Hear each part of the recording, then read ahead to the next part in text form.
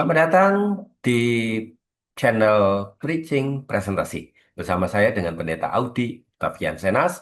Di dalam pokok pembahasan kita kali ini bagaimana sih membuat sebuah ilustrasi yang mengubah kehidupan.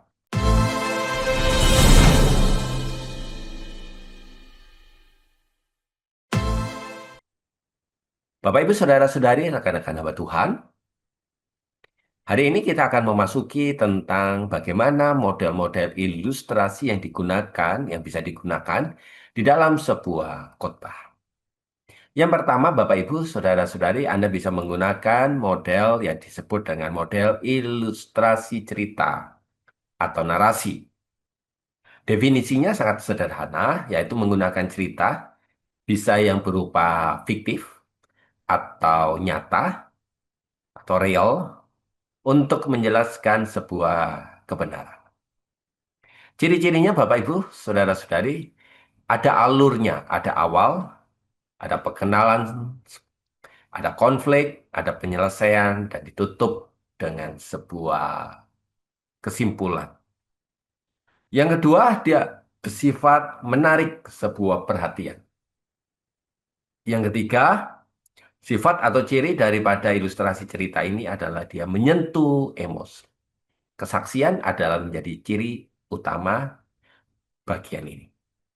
Contoh, cerita tentang seorang ayah yang mengampuni anaknya. Bagaimana kehidupan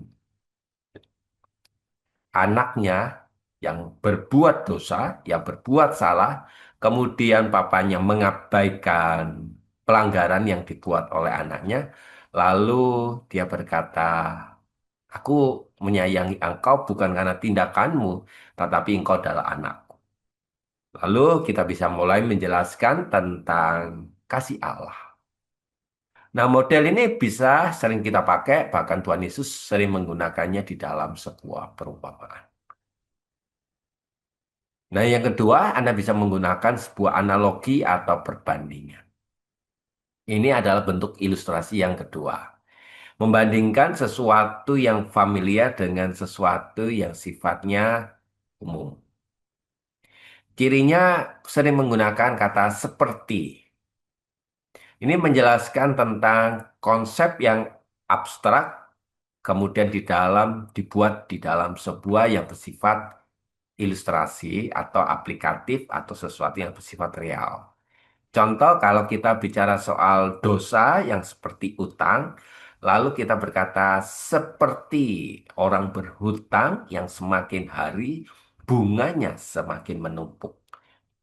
Itulah yang disebut dengan pinjol. Nah, hal-hal seperti itu bisa kita gunakan untuk menjelaskan kepada jemaat, untuk menjelaskan bahwa dosa itu kalau sudah berbuat, meskipun kita sudah membayar, bukannya hilang, tetapi semakin menumpuk. Sampai kita harus membasminya di akar.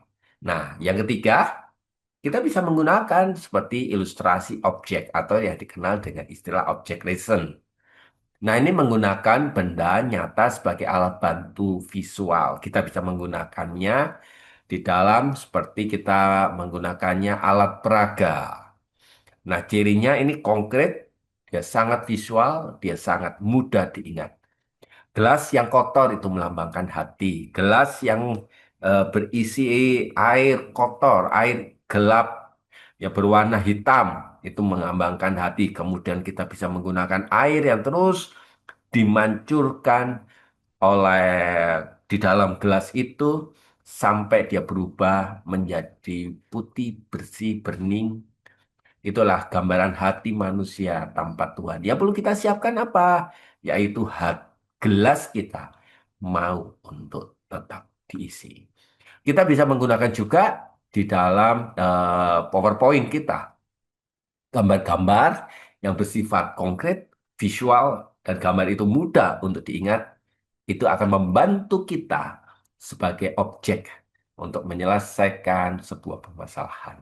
Di dalam kita menjelaskan poin kebenaran yang bersifat masa lampau.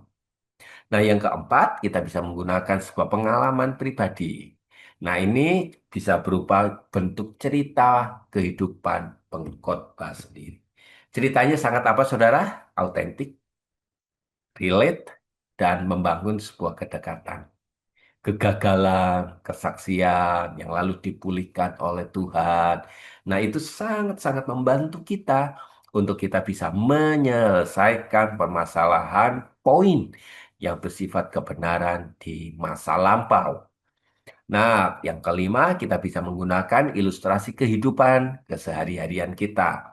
Kita bisa mengambil contoh aktivitas sehari-hari jemaat, GPS, kemudian saya kerap kali, beberapa kali misalnya menggunakan bahwa kehidupan manusia itu seperti uap, lalu saya menggunakan ilustrasi seperti saya membuka rice cooker, uapnya ada tapi dalam waktu hitungan, belum hitungan detik sudah hilang. Nah, jemaat jadi lebih mudah untuk memahami, mengambil contoh aktivitas kehidupan sehari-hari, sabun, gelembung, begitu, yang melambangkan kerentanan kehidupan manusia. Itu begitu sangat dekat, sangat relate, mudah dipahami oleh semua kalangan, baik dari kalangan yang profesional hingga kalangan yang biasa saja. Seperti kita sedang menunggu antrian panjang, itu akan menguji sebuah kesabaran. Menggunakan troli, trolinya didorong ke kanan, ke kiri. Itulah kehidupan kita saat kita mengikuti Tuhan. Contoh-contoh seperti itu. Lampu yang melambangkan firman, memberi keterangan. Seperti kitab Mazmur 136. Ya, hal-hal yang seperti itu akan sangat membantu kita untuk bisa melihat penjelaskan tentang kebenaran. Tetapi ada yang juga, misalnya kita bisa menggunakan cerita tokoh-tokoh sejarah. Nah, peristiwa tokoh terkenal sejarah itu sangat menginspirasi kita, memberi bobot.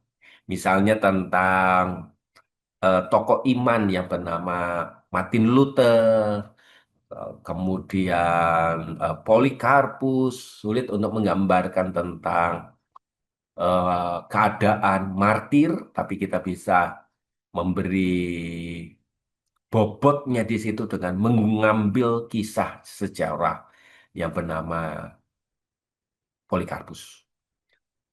Kemudian kita bisa juga memberikan pertanyaan-pertanyaan yang bersifat retoris, imajinatif. Nah, ini mengajak jemaat untuk membayangkan situasi hingga dia menjawab di dalam hati.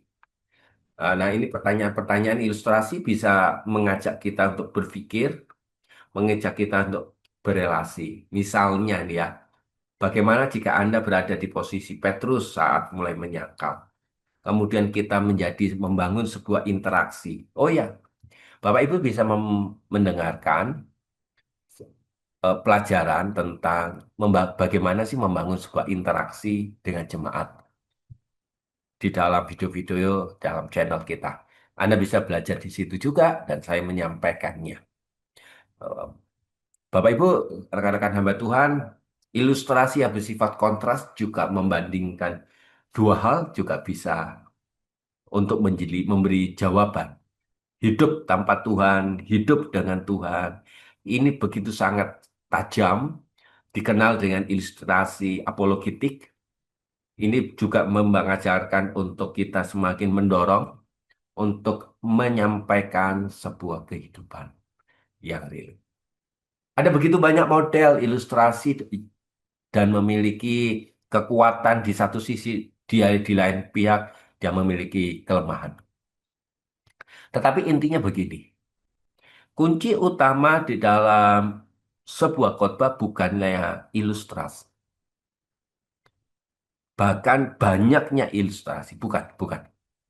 Tetapi pertanyaan yang harus kita lontarkan saat kita mempersiapkan ke 8 model ilustrasi itu adalah ini. Apakah ilustrasi itu mendorong menciptakan sebuah, membawa khotbah kita menuju puncak? menuju klimaks supaya jemaat itu bisa melihat Kristus itu lebih jelas. Itu pertanyaan.